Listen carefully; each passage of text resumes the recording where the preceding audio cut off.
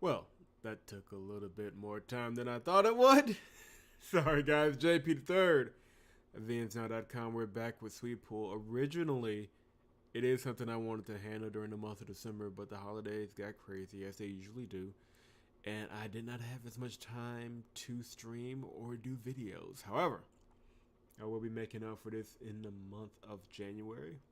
We're definitely going to work to try and finish this, and I'll also be starting another series that I think you guys will be interested in relatively soon. But let us not belabor the point. I wonder if this is the episode. Like, every episode of Sweet Pool, I'm just going to start it off wondering if this is the episode that's going to get me kicked off the platform. We'll see. I've been told by the game's translator the game is out now if you're interested. I don't think we'll play the entire game. I really don't think we will. But we will be at least play the full demo. I've been told by the translator of this game for Jess that it's a relatively long demo, so we have a lot to get through, and we'll make the most of it. But let's pick up where we left off. In the end, Yuji didn't get much sleep that night. Before he knew it, light was pouring in through the window.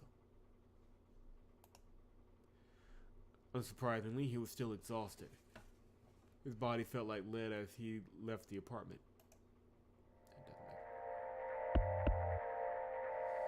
He wasn't in the ideal condition to attend a second day of school, but nor did he really have a choice. Translation in there, but okay. I'm not going to judge. I will be constantly apologizing for the sound mixing. I already know. Trying to keep it under control, but you know. I'm merely one man. When he arrived at the train station, the platform was full of students and morning rush commuters. I do realize that in some of the videos that I go back and watch that the mixing was way off. So we are trying to keep a reasonable amount of control over this. Make sure that the mix is good. But you can never really tell until you try. When he arrived at the train station, the platform was full of students and the morning rush commuters. The intercom announced that the arrival of the train, and when it came to a stop, Yuji stepped aboard, or rather, was herded aboard by the crowd. Moments later, the train departed, now clearly over capacity. Once again, like yesterday, Yuji found himself frankly appalled by the number of passengers. Oh, okay, this isn't gonna work.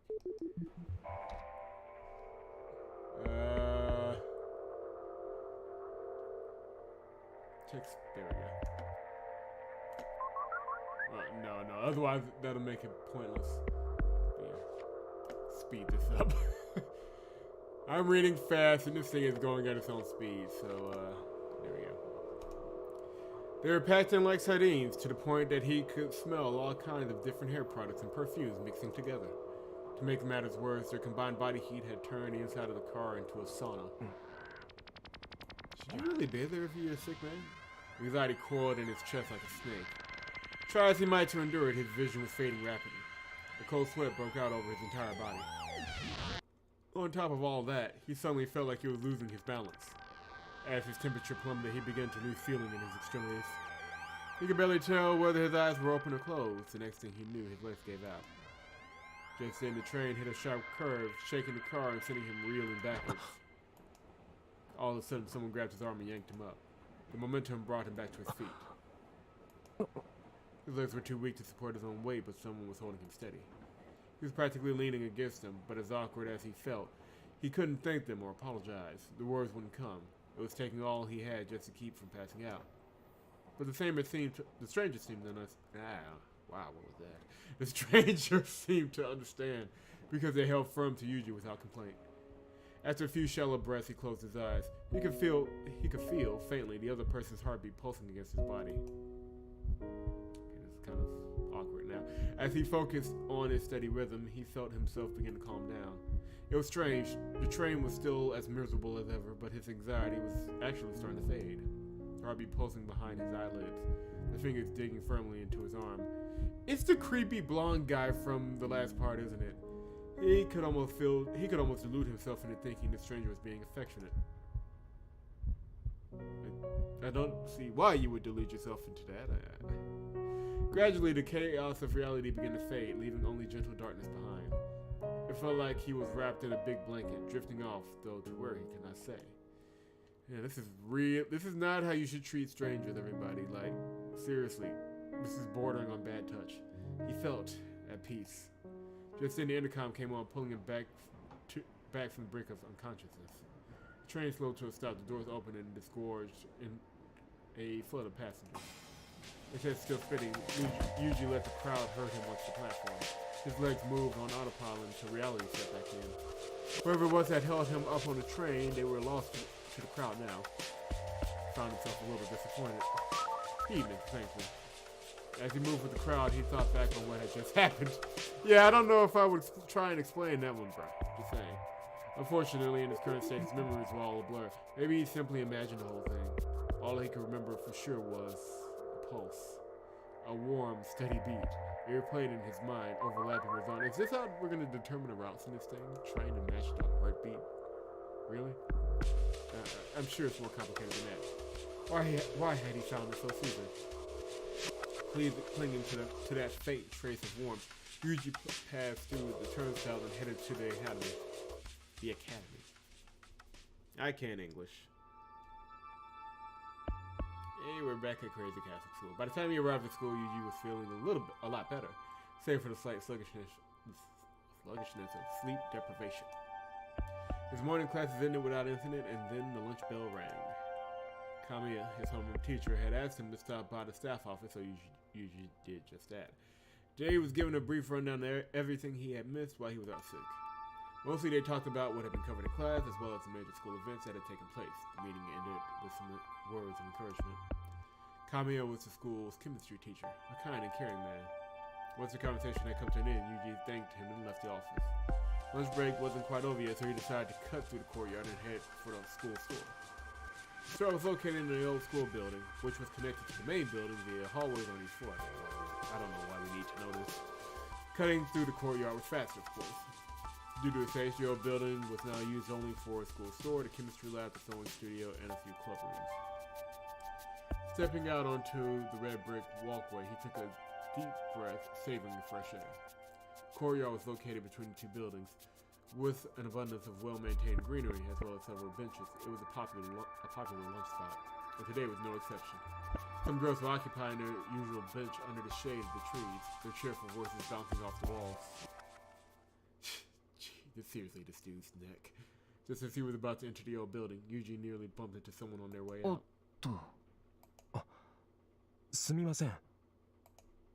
Right as the apology left his lips, he heard a slurping sound and looked up.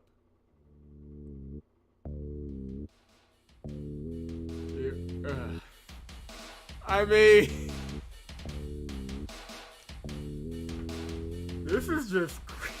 I mean, I'm sure they had to know when they were drawing this and putting this together that would look creepy. I have to believe that anybody sane, although I don't know if sanity and nitro Terol or nitro plus, whichever side did this one, goes in the same sentence, had to know this looked just hella creepy.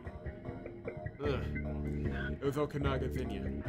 He was wearing a bright green shirt and baseball cap. Neither was part of the school mandated uniform. The shirt alone should have been enough to get him sent home for the day. Soundtrack is not what you want playing in your M's in the middle of the night. If he could flout the rules just egregiously and get away with it, then there was no doubt he was getting special treatment. Supposedly, his father was a yakuza, and a former boss at that. There were all kinds of rumors floating around about him. Some said he was 2 meters tall. You would be able to figure that one out pretty quickly. And if you got on his fast side, he would make you disappear. Obviously, the rumors were exaggerated, but still, the fact was that the school had chosen to turn a blind eye to Zenya's behavior. He's holding a can up to his mouth with one hand. With long blonde hair. You know what? I'm gonna cut through some of the stuff we can see. Wait, he wore sandals and an eye patch over his right eye? And of course, there was that Guard Street shirt. Now, that we can't see. A pungent odor stung Yuji's nostrils. Was it cologne? It smelled more like alcohol. Was Zenya drinking in the middle of the day? Can we get off this grass, please? Regardless, Yuji had no way of knowing what might set Zenya off, so he decided to leave before things got worse.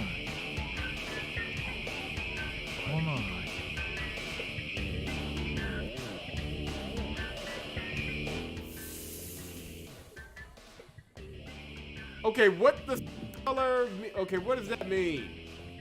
I'm assuming this analyst think, and this is okay. Okay. Okay, I have no idea what I guess the colors mean certain choices. You can go with your instinct, or you can go with logic. Blue logic, red instinct. Still, that's ridiculous. Curious as he was about what Zenya meant, he decided not to turn back. But just as Yuji was about to walk away, Zenya grabbed his arm. The blonde man pulled him close, grinning wildly. Seriously! Boundaries! 君ぶっ倒れた子でしょ始業式でバターンってさすごい音立てて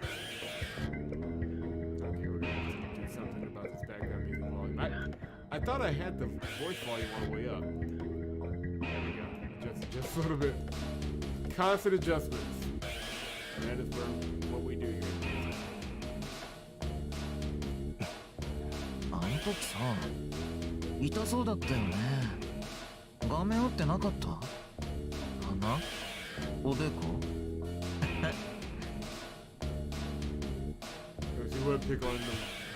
ああ痛いって言えばさあのね出てこなくってさ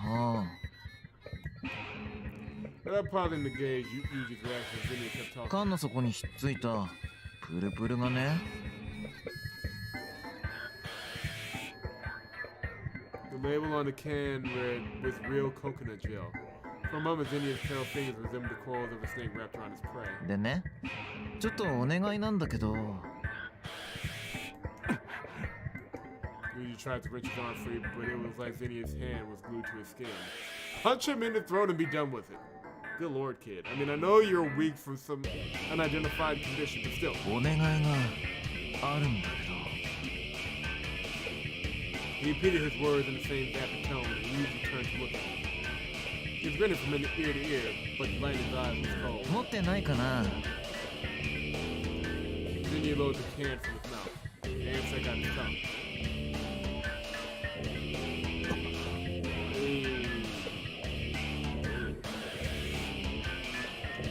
Zenya's mouth was a sea of red, his tongue wet with saliva and blood.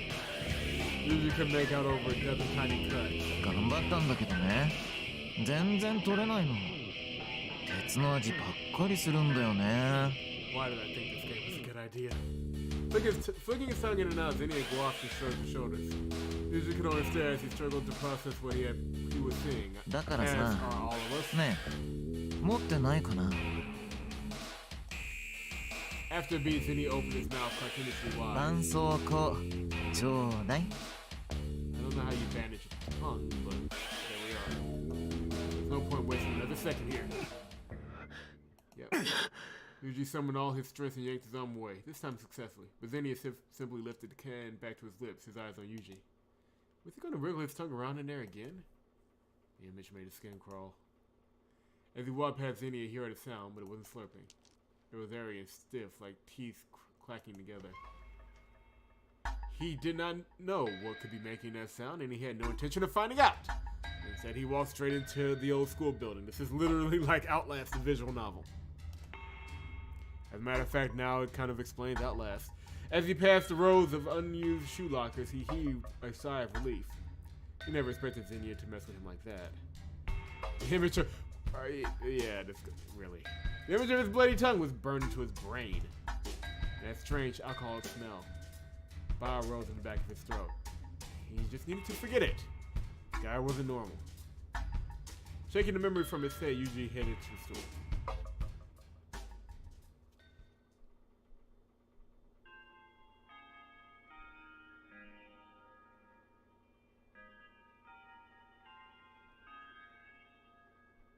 Oh, that was odd, to say the least. School was over for the day. Following the afternoon assembly, the classroom seemed to heave a collective sigh of relief. Youji, 帰ろうぜ Koda walked over to Yuji's desk, his book bag already over his shoulder. 今日の約束忘れてないよな。飯食いに行こうってやつ。忘れてないよ。じゃあ早く行こうぜ。Koda grinned, practically bouncing on his heels. As Yuji said about packing away his textbooks and pencils, Makoto gave him a puzzled look. あれ、幼児って教科書とかいちいち持って帰ってんの？持って帰ってるよ。なんで？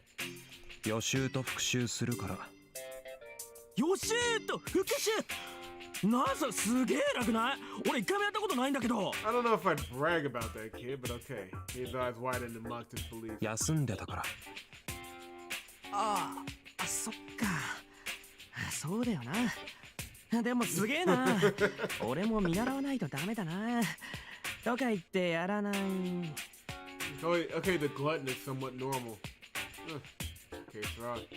Makoto shrugged his shoulders, then an instant later his playful smile darkened. He was looking over Yuji's shoulder. Sakiyama. Okay, this dude's body proportions don't make any sense. His head is... You know what? We need to if I sit around complaining about the art game, we're not going to get through this. At the sound of his name, Yuji turned and frowned when he saw who was standing there. Tetsuo. He's stiffened beneath Tetsuo's stare. 当番なんだけど、お前。Tetsuo's voice was deep and gruff and Yuji theirs. It was a tense moment, but all Yuji felt was surprise. It felt like he was hearing Tetsuo's voice for the first time, even though that couldn't be true. 当番って掃除当番。昨日から。Then it finally hit him, and he remembered that he was on a cleaning duty this week. After being out sick for so long, he had forgotten many of the little details of school life that most students took for granted. And now he had wow, that was bad even for me. Inadvertently neglecting his duties, guilt washed over him, and he cursed himself for not being more careful. He knew it wasn't his fault he'd been sick, but every time something like this happened, it only served to widen the gap between him and everyone else. So I had Tetsuo go on through the trouble of reminding him. After a moment of thought, it dawned on him. Cleaning duties were always assigned in alphabetical order. Sakiyama Youji, Shironuma Tetsuo, they were on cleaning duty together. ああ、そっか。幼児、今週の当番だったのか。あんじゃ俺、適当に待ってるわ。How convenient!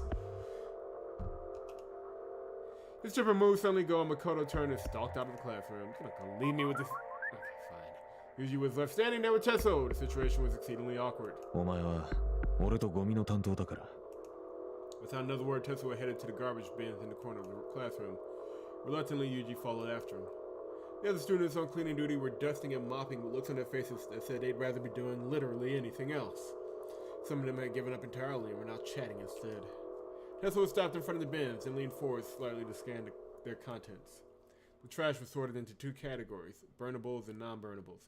Trash duty involves sifting through the garbage. Wow. And to ensure that everything was sorted correctly. Supposedly, the school had received complaints from the city for not keeping its trash separated, and ever since, they'd been cracking down. It was the end of the day, and the cans were nearly overflowing. Tetsuo was checking the non-burnables, so Yuji stared at the burnables bin.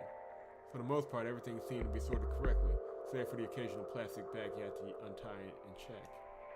The only sound between them was that of rustling plastic.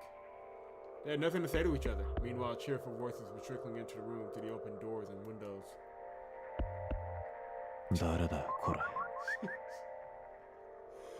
How to make taking out the trash look creepy. Just do this. Out of nowhere, Tetsuo's low growl broke the silence. Inside was a half-eaten to-go meal. The moment he realized who it belonged to, he found himself wishing he could sink through the floor. It was his. I don't know why that's an issue. He had brought the to-go meal for lunch, but had tossed it after only a few bites. He must not have been paying attention to which bin he was using. He turned away. Besides him, he heard a thud as Tetsuo tossed the to-go meal back in the trash. Flooded with fresh guilt, Yuji went back to work. Once they had finished looking through the garbage, they pulled out the trash bags and tied them together. The last task was to take the two bags out to the dumpsters behind the gym. Yuji had just finished tying up the burnable garbage when suddenly he felt something cold touch the back of his neck. Or did he drop an ice cube back there?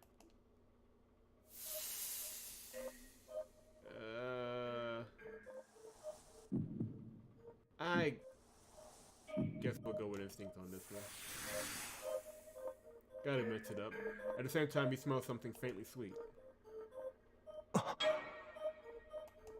He turned to find Tetsuo's hand inches from his neck. What the hell is he doing?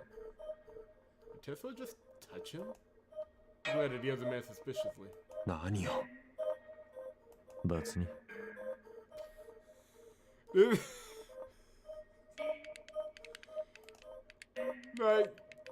Tetsuo replied brusquely, promptly retracting his hand and stuffing it into the pocket of his slacks. What just happened?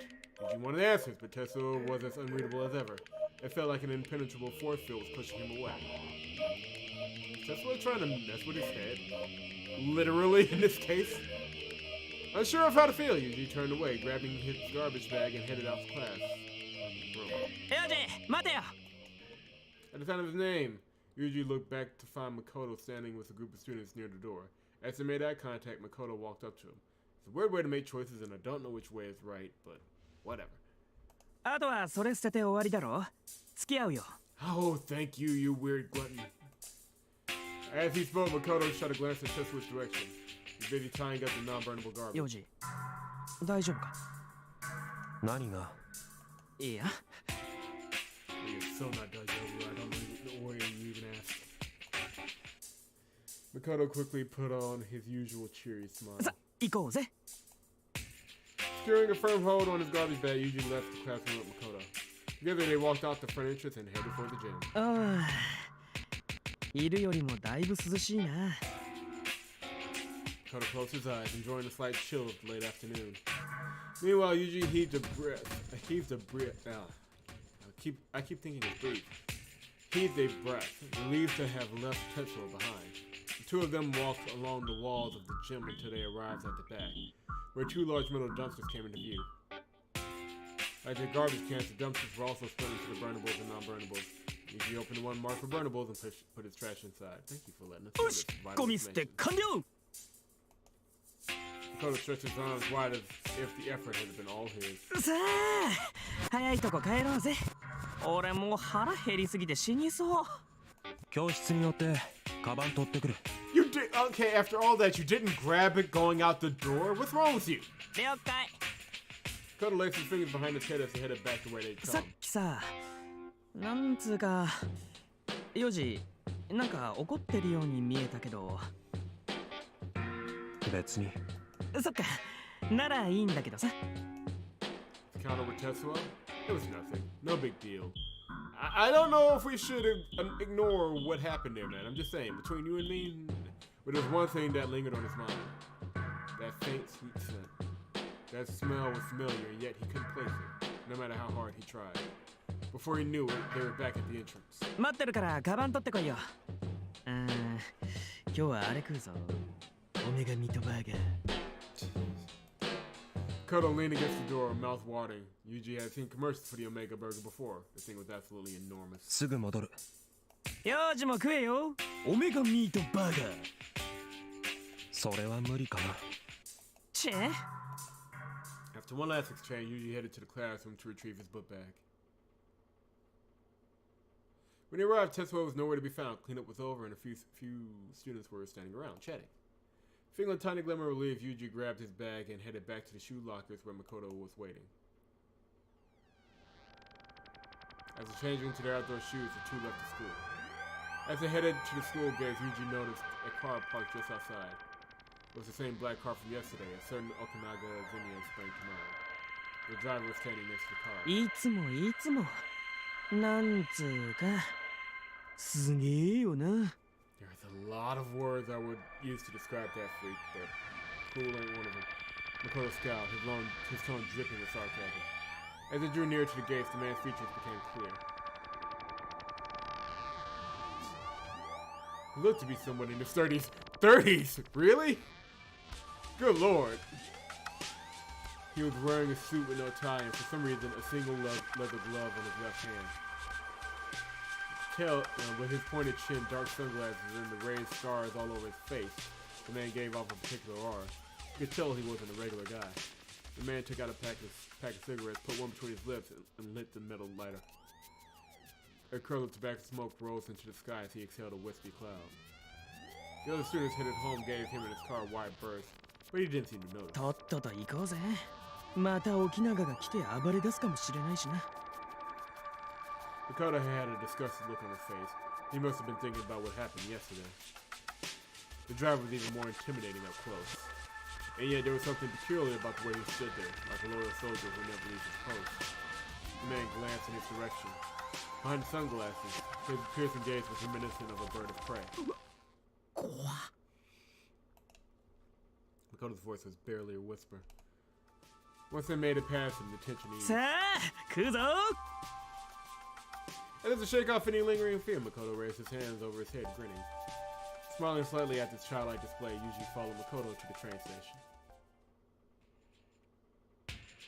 Okay. The station's floor was overflowing with housewives and errands, on errands and students heading home for the day. Okay, yeah, that's what I figured.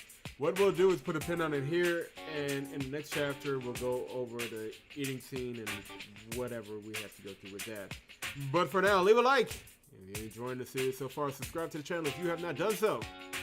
VSNR.com, that is VSNR.com, for more creepy crap like this.